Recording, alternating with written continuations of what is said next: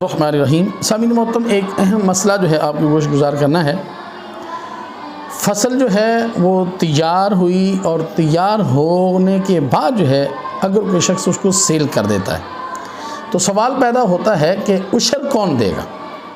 جس نے سیل کی ہے وہ عشر دے گا یا جس نے جو ہے وہ خریدی ہے وہ عشر دے گا؟ تو سامعین محترم، جب فصل جو ہے وہ تیار ہو جائے اور تیار ہونے کے بعد اس کو سیل کر دیا جائے تو جس نے سیل کی ہے اس کے اوپر جو ہے وہ عشر ہوگا، اور جس نے خریدی ہے اس کے اوپر جو ہے وہ عشر نہیں ہوگا، کیونکہ اس کے پاس جو ہے وہ تیار ہو گئی، وہ پک گئی، اور پکنے کے بعد جو ہے اب کاٹنے کا وقت تھا، اب جو ہے اس نے اس کو سیل کر دیا تو عشر جو ہے وہ سیل کرنے والے پر ہوگا، خریدنے والے پر نہیں ہوگا۔ اللہ تبارک تعالیٰ میں شرعی مسائل کو سمجھنے اور اس پہ عمل کرنے کی توفیق عطا فرمائے۔